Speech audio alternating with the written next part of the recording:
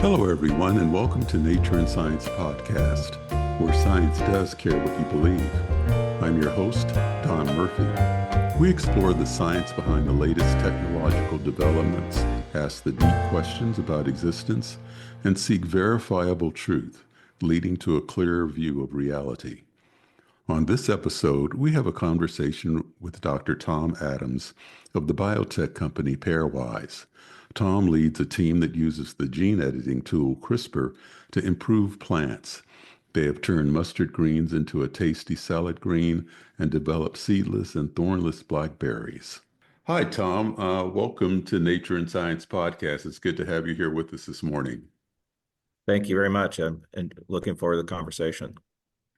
So, what started you on your personal journey to pursue science and gene editing in particular? I always love these personal journey questions. So, how far back do you want to go? As far back as you feel comfortable. I would say I got really interested in plant science. Actually, as a kid, I started gardening pretty young, but in high school, was interested in biology and plant science. Well, in particular, I got interested in plants. I thought they were kind of cool that you could take single cells from plants and regenerate whole plants. And there was all this interesting biology that you don't learn as much about in school. So when I went to college, I majored in botany and plant pathology, and then went on to work at the plant research lab at Michigan State after that, where again I got to learn a lot about the genetics of plants and how plants develop. And that coupled with the fact that I did grow up in a family where my father was an academic but associated with agriculture. So I've always had a lot of exposure to how important agriculture is and how amazing it is that we're able to feed all the people in the world every day. Not all of them as much food as we'd like them to have, but we are able to produce huge amounts of food, and most of us get the amount of food we need to have every day. So my journey, I guess, went from there to I had a stint as an academic myself working at Texas A&M, and was always interested in how you take basic science and apply it. And I got an opportunity to go do a sabbatical while I was a faculty member at one of the early genomics companies called Millennium Pharmaceuticals, that had this concept of taking a lot of technology that was being developed for healthcare and applying it in agriculture. And I went there, got to do it as a sabbatical, and it turned out we created a company called Genomics that then got acquired by Monsanto, which, since I was on sabbatical, my story is always that I had a 20-year sabbatical then with Monsanto, doing lots of different things, but learning a lot about both the technology and how to make plants perform the way we need them to, but also how that translates into the industry, what growers need, et cetera. So when gene editing became something that we could do, is something that people were looking for ways to be more precise in the way that we would make the changes in the genome of a plant. And when CRISPR got invented, it became relatively straightforward to do that. And I had become frustrated myself with the point that so much technology investment happens just in really two crops, corn and soybeans, because those are the ones where companies can make a return on their investment. But CRISPR, being a little bit more approachable, had the idea that let's start up a company that, sure, we can help and work, and we have a couple of big collaborations to work on those big acre crops, but also. So you mentioned CRISPR. Let's stop right there for a minute, and so our listeners understand what that is. On my show, we've talked about CRISPR quite a bit from the healthcare perspective, and that's where most of the excitement is, particularly when it comes to diseases like sickle cell anemia and beta thalassemia, where you're looking at a specific gene and you want to modify that gene, and CRISPR is a great tool for doing that. Just don't ask me what it stands for. Talk a minute about that? Don't ask me what it stands for, but I could tell you a little bit for sure.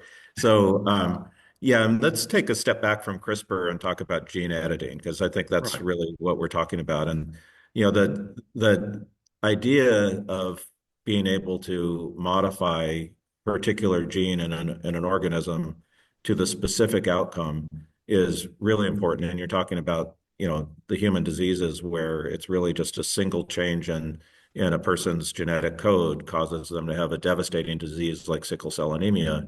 And to have a tool that you're able to go in and change that one change in their code and fix the sickle cell anemia is amazing at the individual level. In some bacteria and some of those types of organisms, we've always been able to make some of those kind of very fine changes, which is why a lot of industrial biology is light years ahead of where we are in plants and medicine. But in more complex genomes, these tools for making precise changes were not available. So we couldn't really edit a genome.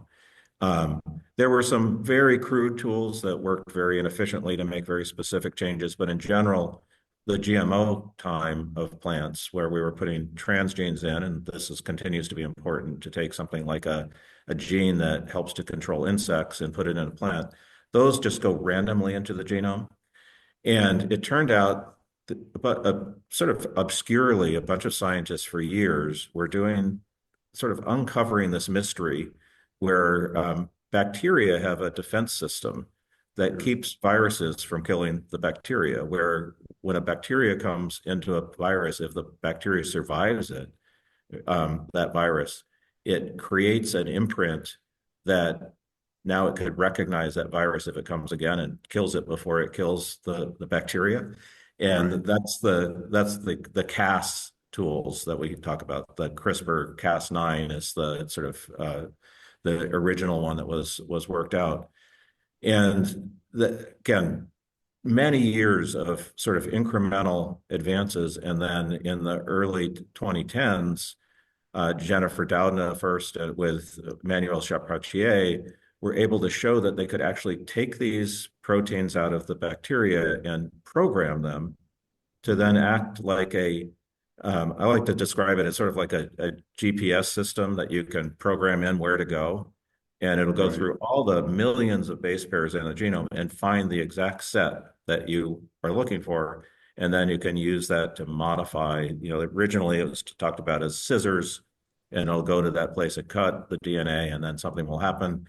But you can also modify CRISPR so that it will work in ways that it just changes a single base, so it can go in and fix that patient with sickle cell anemia. It can fix that single change. So we can apply this to plants then, where maybe there's a known version of a gene that does something that we'd really like, but as a breeder, we would have to do genetic crosses, and there's most organisms, big organisms, have maybe 30,000 genes.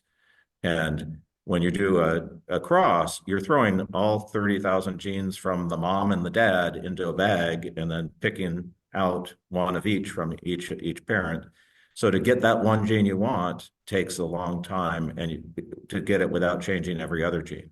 So with CRISPR, if I recognize that change I want to make, I can program the enzyme now so it'll go to that exact spot in the genome of a tomato plant and make the change that I want. So, for instance, I had a red tomato and I'd really like it to be yellow. So I can go in and change one of the genes that's been on that determines the pigment in the skin. There are yellow tomatoes, so it's not like it's something that doesn't exist, but now I can get that trait in with all the other things that the breeders had put into the red tomato. So it's a really So incredible it's kind of not tool. always as easy as it seems. Now we know in medicine, like with sickle cell anemia and beta thalassemia, it's very difficult process to get that CRISPR Cas9 complex um, delivered to the patient cell and then get those healthy cells back into the patient. It's a very um, laborious and stepwise and sometimes life-threatening process for the patients.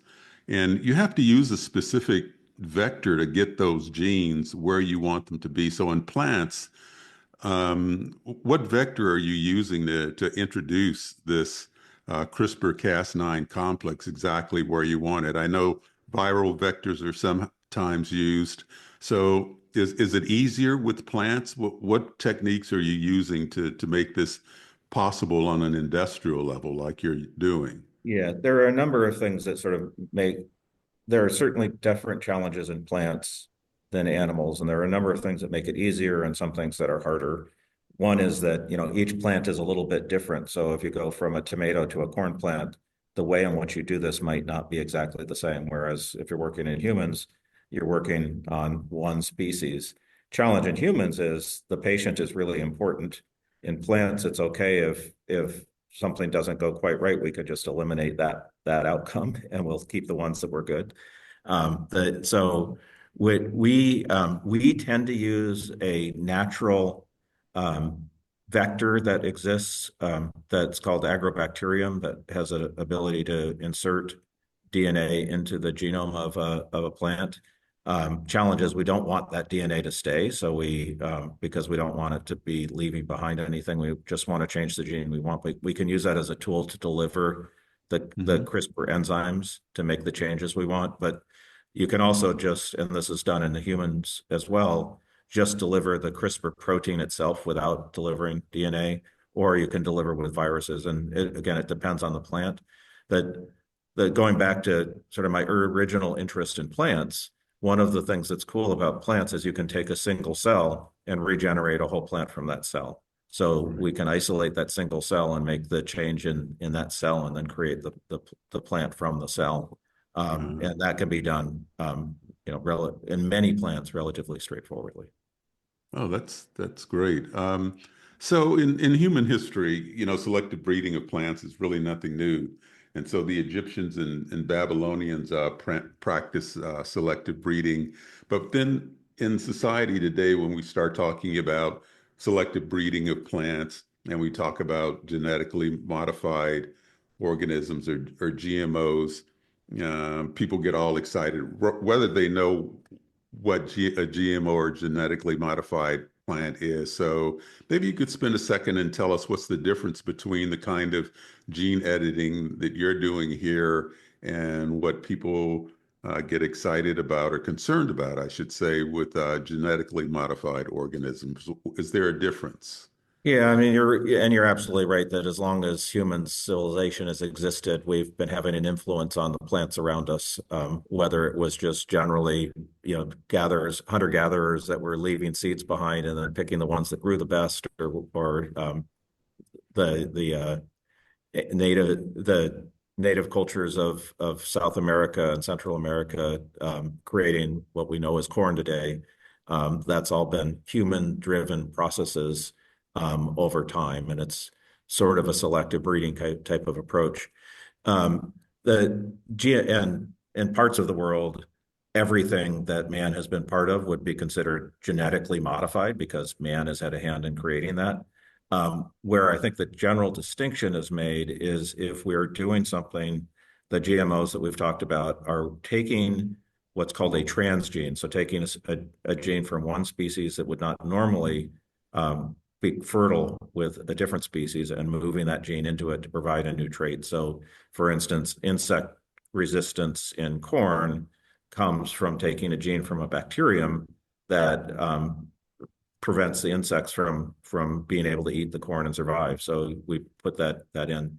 That creates a certain concern because we are taking something that you wouldn't normally consume in that way and want to make sure that we haven't done something that wouldn't create health problems. Nature has done that kind of thing over and over again, but when we do it, that's rightly, I think, created some thoughts that let's make sure that there's health, safety, et cetera, and that's what has become the GMO piece. The thing about gene editing is what we are mostly using gene editing for. It could be used for that purpose as well, but what we're focused on at Pairwise and what most people are using it for is really to accelerate traditional breeding, where you're just taking two parents and doing that sorting process that I talked about.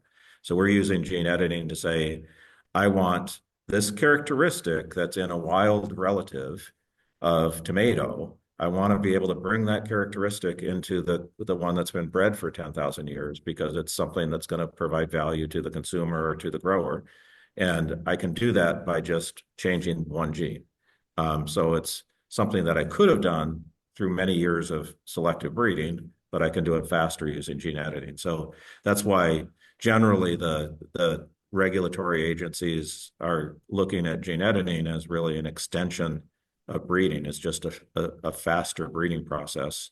and you're not creating anything that you wouldn't have created, that man hasn't been creating for, as you said, well over 10,000 years.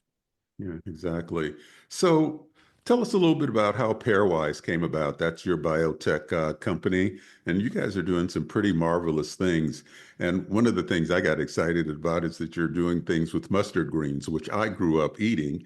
I like the bitter taste of it because I got used to it as a kid, and that's something you've been working on. So tell us a little bit about your biotech company and the agricultural products you've been working on.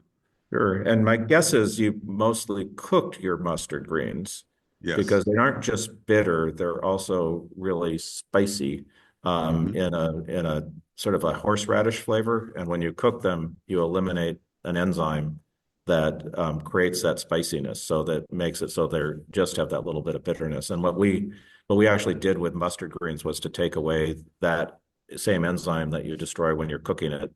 We just took it out of the genetic code so that now you don't do that anymore. So now it's much more like a greens. There's still a little bit of a minor bitterness, but in a salad they taste quite good. But getting back to pairwise, I think I got into this a little bit was, when it was clear that CRISPR could make a difference in agriculture, I started looking for opportunities. Actually, I was in Monsanto at the time when that was coming out, and opportunities that we could use that to accelerate our program. But I also thought this is technology that could be used for things other than the crops that are most invested in technology, and that we could start. I think that even from a public recognizing the value, to be able to create things where we can really talk about the benefits to the public. So we formed Pairwise in 2018 with investment that came both from Monsanto and from a healthcare company called healthcare investor called Deerfield, that's based in New York City, as our original investors, and also had a relationship that was created with Monsanto to work on corn and soybean and the crops that they've created a really valuable franchise in. But then we took the investor dollars with the idea that let's do things that benefit consumers. So we have created the mustard greens. That was something we the benefit for consumers that we were looking for was making it easier to have a healthier salad. So people like to talk about eating kale, but based on the amount of kale that's consumed, they don't like it very much. It's only about 2% of the greens that are consumed. And kale is tough. It's not just bitter, it's tough. It's got some characteristics that are not, you have to massage it, et cetera. It's hard work. So one of our scientists recognized that mustard greens are a very close relative of kale, but there's a huge diversity of mustard greens. I don't know if you're reading, Don, but if there's red ones, there's green ones, there's different shaped leaves, just like lettuces. So we've got this idea of let's make mustard greens more palatable. So we edited them to remove that flavor, and we're able to create a set of greens that were the first gene edited produce that was launched in North America. So we launched it in 2023. We've actually we launched it ourselves. We've now licensed it to Bear's Vegetable Company, and they're selling it. But we decided that it was not that we want to do more crops rather than become just a salad company. And the more crops that we've worked on, we've made now a blackberry that doesn't have seeds, or it has a very soft seed. So it doesn't have we ask people who eat blackberries what they don't like about them, and 85% of the people eating blackberries complain about the seeds getting stuck in their teeth. So we got rid of the seeds in a really good flavored blackberry that we've also removed the thorns from. And we've done some things that look like they're going to provide a big yield boost for growers as well. So they can create a more productive blackberry system. Can do that in other berries, but our goal is to move into the stone fruit and make stoneless stone fruit. So we're working on a cherry without a pit, and would love to make cherries so that they can be year-round supplied like blueberries are too. And part of the drive there is two things. We all grew up being told we should eat more fruits and vegetables, but only 10% of us eat the amount we should, or we're told we should. And we're trying to take down barriers, make it easier for people to consume more fruits and vegetables, which also has the added benefit for the planet if we, replace some of the um, environmentally more expensive calories with more of the, direct fresh produce, then it's got Sure. a positive effect that way as well. So we sort of go by this healthy people, healthy planet idea. No, I understand. So are these plants mainly grown in greenhouses or are they grown out in the field? I mean, I grew up in California, worked most of my life in California, and I know Salinas, California, Yeah. for example, is the salad bowl of the country. Have they started growing your products or companies there, or are they mainly in greenhouses? Yeah, we were doing our production for our launch was outdoors and in the salad bowl in California, and the winter you go to Yuma, Arizona area. So we were doing the production. Now, yeah, Bayer is selling to growers in those areas. So outdoors, there's nothing against indoor growing too. So and they are actually good products for indoor production. Um, indoor. It's about 2 or 3% of salads are grown indoors. So, if you're going to make a real impact on salads, you've got to go for the outdoor. And the same for berries, that there's some berries that are grown indoors. And in fact, we've made these blackberries so that they're a smaller plant, and we think they could be an interesting play for production of berries in greenhouses. But the real production is going to be outdoors. So how do you go about this? Is a kind of a technical scientific question, but this is a science podcast, and my listeners are really interested in this kind of thing. So, how do you actually go about identifying this specific gene? What techniques do your scientists use to find that gene in that stone fruit, for example, that you need to modify? Yeah, I mean, and this is, I guess, one of I say this, I probably said this 20 years ago, and I'll say this again now. It's a great time to be in science because you got all these new tools that continue to grow. And yeah, over the last few years, it's become incredibly inexpensive to do whole genome sequencing, so we can get all the data from a genome of a new plant fairly quickly and inexpensively.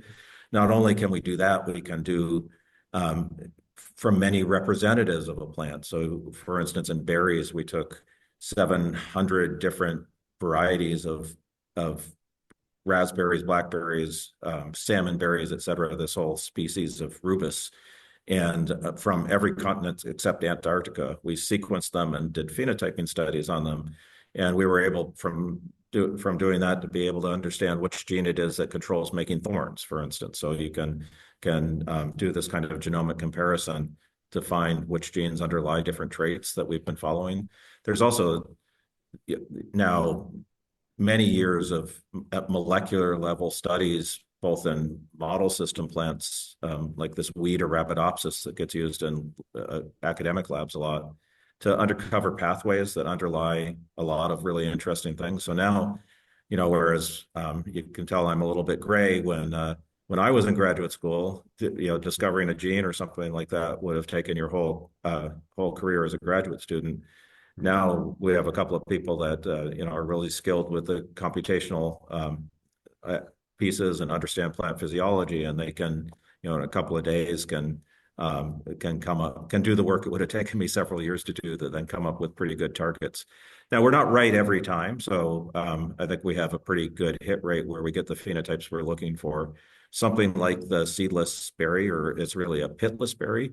There were concepts that we had about that, but it was one that was really not clear because it's not they're seedless products, but there aren't many pitless products. So trying to figure out exactly which genes underlie pit formation was a little bit harder, but we had a few good candidates and we were able to edit them and make the end product.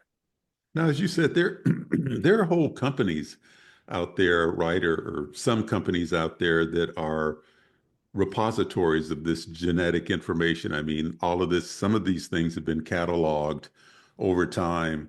And you can actually go to, as a company like yours, you can, through business to business, go to another company and say that you're looking either for a specific gene or you need specific information, and there's a repository. Is that correct?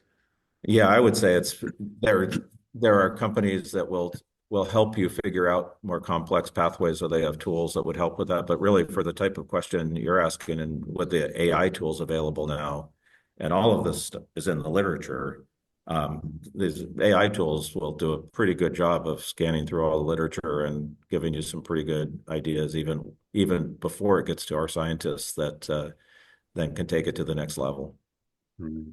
So I assume that the agricultural market is changing a lot because of gene editing. What do you see in the future? I mean, how is the market changing now? And is what you're doing having a significant impact, or are you just working around the margins? What's going on really? I think we're just starting to see how gene editing is going to impact agriculture. I think there's two plays that I guess I would put in front of you. One is I think it's giving us the opportunity to focus a little bit more on the consumer in produce.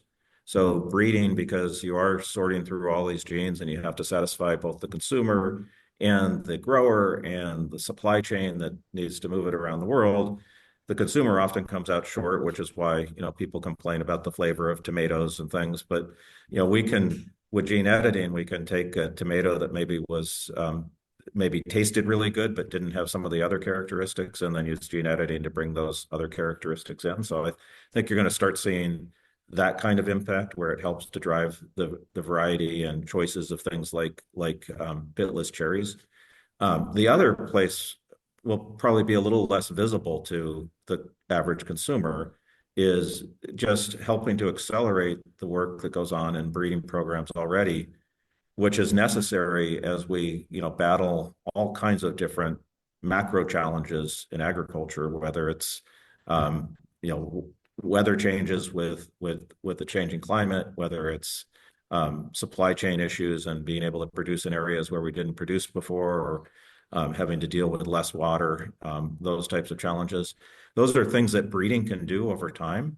And when we couple breeding with gene editing, we can supercharge breeding to make those adjustments faster and hopefully have food security for 10 billion people.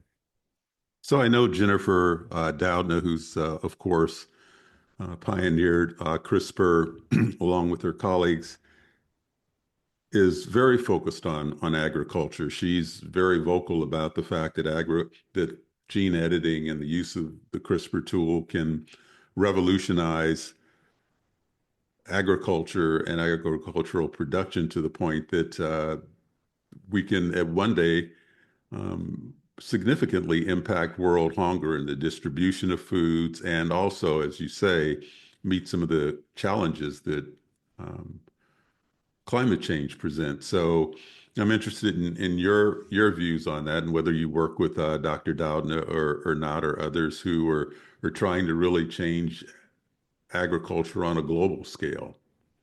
Yeah, well, our co-founders, my co-founders, are three other.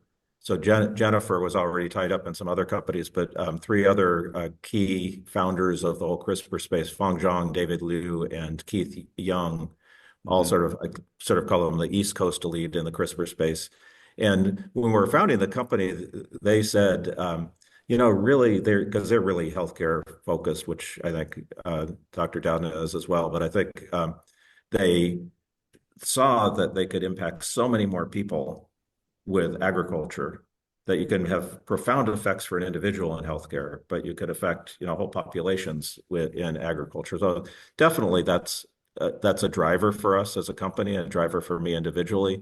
I think it's really important though, and this kind of goes back to my sabbatical in agriculture, is that the challenges in agriculture are genetics as part of how to address them, but there's so much more to it, and how you get food to people, and the distribution issues and the challenges of getting a secure food system in some of the developing countries is not just the genetics, and there's other infrastructural pieces as well. So I think it's going to take a lot more than just a bunch of geneticists in the lab to solve all of our problems, but it is a part of the play. I mean, another thing I didn't mention is, labor is getting harder to get, and being able to change structures to help with robotic harvesting and things. These are all going to be critical for different food systems. But as varied as the food system is, with, I think there's 300 different crops that are consumed in different parts of the world, And that's just part of the variance. It's also the way that the things get to market, the way they're produced. So it's a very complex world, and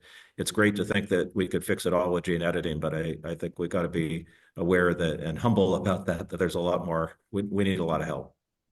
No, I understand. So are you involved with gene editing animals at all? Are animals involved in what you do, or is that something that's happening on a larger scale? I know it's happened with milk and beef cattle, and but with the advent of CRISPR now, has that accelerated, or are there different things that you can do with animals? Yeah, we're focused at Pairwise on plants. There are some companies that are doing gene editing in animals, and there's, some really interesting challenges that are even humanitarian challenges where, cows grow horns, and when their little calves, um, farmers go in and they take a brand and basically kill the cells that would have grown into a horn, and they they've used CRISPR technology to eliminate the horn growth in cows. So the tools that we've made are absolutely applicable to animals, and we have provided them to some companies that are focused in animals. So we call our system, we call Fulcrum, and we have provided that to others, but you know, there's a lot of plants for us to work on, so that's where our focus is. Yeah. So how widely available are your agricultural products? I mean, if somebody wants your salad greens, where would they go, or how would they find out about getting these mustard greens? I mean, mustard greens are a superfood, and I know a lot of people would go, yeah, I want to use that in my salad now.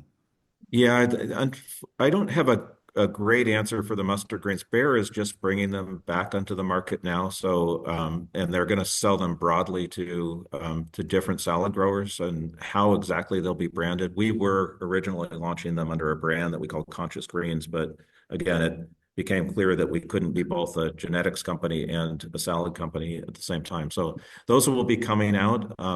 That will be and I'm sure will be available in some of the super greens that you get in the salad, in the salad aisles today.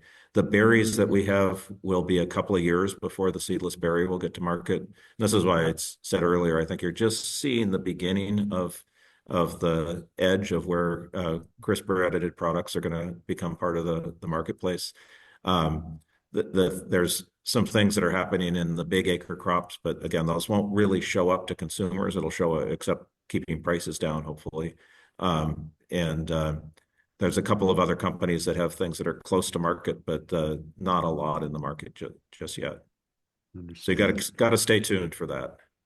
So taste is really a big thing. And I know over time, as I was growing up, tomatoes in particular, marketed tomatoes, the taste changed drastically as different tomatoes were bred in order to increase shelf life or make them more red or make them more appealing in some other way to consumers. And I heard lots of complaints as I was growing up about how tomatoes had changed and they just didn't taste the same. Are you scientists and do you guys work on, taste just to make things more palatable to people and try to address those concerns for the consumer? Yeah, it depends on what we're working on, but that's, the mustard green example is a place where we're thinking about flavor and palatability. And berries, a lot of the blackberries, I think one of the reasons blackberries have been slow to develop, they're behind the other berries, is because the ones you get in the store don't taste that much like the berries you pick in the wild. I grew up in Oregon, and I could walk out and pick berries in the summertime, and Same here. blackberries were amazing. Hmm. A lot of the blackberries in the last 10 years that you'd buy in the store, they're starting to get some better varieties.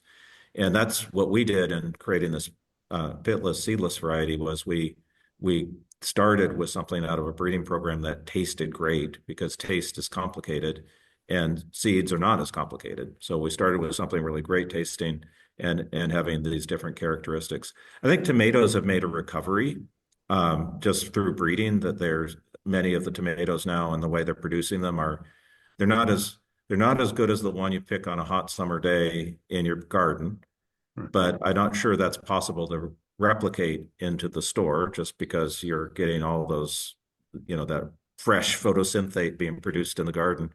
Right. And you're going to have a couple of days before it's going to get to the store. But especially the small tomatoes are much tastier than they were before.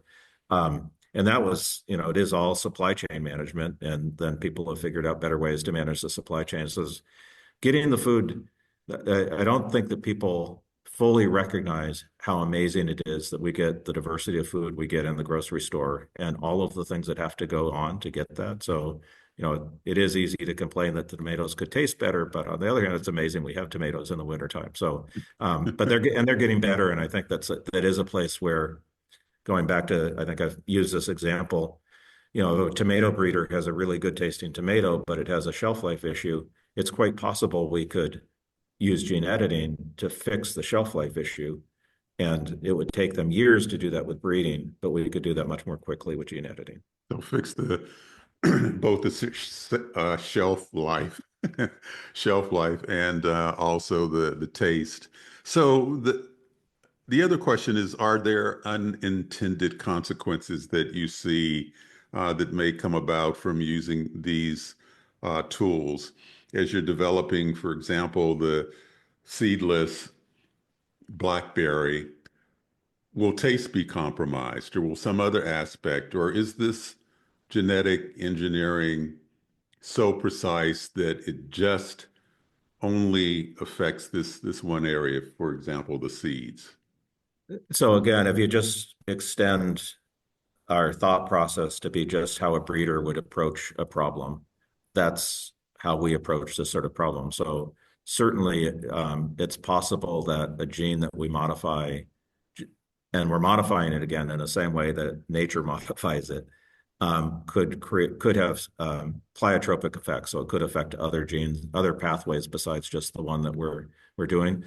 But we're going to run that through the same kind of testing process that we would in breeding. That when, if I'm breeding, I'm going to create thousands of progeny, and I'm going to test all of those for the ones that have all the characteristics that I want. So certainly it's conceivable that a gene has more than one function and will have other effects, but those will get weeded out as we bring things to market. Yeah, I think that's a really important question. I mean, particularly now that we understand that many genes that we have thought are have a single function, have multiple functions, and you affect one, and there's a whole pathway that's involved, and that's what I was getting at. And it's good to know that you're going to address that through Yeah, this just process. like a breeder would. And we also, because we are doing things sometimes faster than breeders, we have people who spend time thinking about, is there, because you wouldn't want to create a weed, for instance. So most of these types of pathways, it's hard to imagine how getting rid of the seeds would turn something into a weed, but there are other things where it could create some kind of competition, and those would be things we just wouldn't do. So we'd think that through, and certainly that would come out in our testing too if it was an unintended Right, I outcome. understand that. So in the marketing side of things, how do you address, or do you have a team of people, communications people who would address these kinds of questions, particularly in light of the concerns that the public have expressed over time about GMOs? I mean, everything now that you go at the store to the store has in big letters non-GMO, and consumers think, oh, that's better than something that might have GMOs, whether they know what a GMO is or not. So it's a communications and marketing thing. And is that something that So Pairwise thinks about or ends up addressing? So this was actually part of our rationale for doing the salad greens to begin with, was we thought it was something we could put together fairly fast, that we could describe clear benefits for consumers, and we could put it in front of consumers and, gauge the reaction and the willingness to eat things. So we have from the very beginning tried to be very transparent about what we're doing. We took these salad greens and we went to fairs at three different locations in the U.S., and one in the Seattle area in Kirkland, one in the Berkeley area, and one in Austin, Texas. So they're all areas where you can find lots of people who don't like GMOs, Mhm. but there are also places where people do eat salads. And we went to some art fairs. At each of them, we gave away about 2,000 salads to people. And we had labeling. We had people there to telling them what gene editing was. We had websites they could go to. And there were maybe a couple of people at each place who didn't want to eat the salad when we told it. But the reason wasn't because it was gene edited, it was because they weren't grown organically. And there were people who were worried about that. But the gene editing didn't scare them. The 2,000 people or 6,000 people across all three that ate them, we had surveys filled out. I think we got about 3,000 surveys filled out. 95%-ish had a high intention to buy the product. We had pictures of their kids eating the salads with big smiles on their faces and stories about how their kids never like salads and they love these salads. So it was a, really positive experience that way. And it started off again with this transparency, tell them what we're doing, why we're doing it, what the benefit is for them. When we're selling the greens ourselves, we had a label on saying better flavor through CRISPR so that it was clear that it was CRISPR and giving the consumer choice. And I think that's the MO that we're going to have as we have other products as well, as we want to be transparent. We're about consumer choice. If consumers don't want to have a gene edited product, that's their prerogative. We think we can provide them a better experience with the gene edited products. And I hope a lot of people will choose them. Well, that's great. Tom, it's been great hearing about the work that you're doing and what Pairwise is doing. I think both of you and I have a similar background in molecular biology, and I don't know if we dreamed that things would be where they are today. When we were back in school, I remember doing a paper on gene editing as an undergraduate, and my professor said, well, Don, that's all well and good, but how are you going to get these changes you're talking about inside the nucleus of a cell? We're just not there yet. And Yeah, I think I got a B minus or a B on the paper because I couldn't come up with a good answer to that question. But look at where we are now. I remember feeling as a young student that a lot of the really fun stuff had already happened, and now it was just applying. And boy, was I wrong. There were so many more fun things that we've been able to work out. And I think anyone who feels that way today, I think years from now, you're going to look back at how far this technology brings us. Yeah, absolutely. Well, Tom, thank you very much for joining us on Nature and Science Podcast. It's been a great conversation. Great. Really enjoyed it, Don. Thank you for joining me on Nature and Science Podcast. You can subscribe to the podcast at natureandsciencepodcast.com. Don't forget to hit that like button, and you're always welcome to leave a comment. As always, stay safe, share happiness, and remember, never stop questioning. Curiosity has its own reason for existing.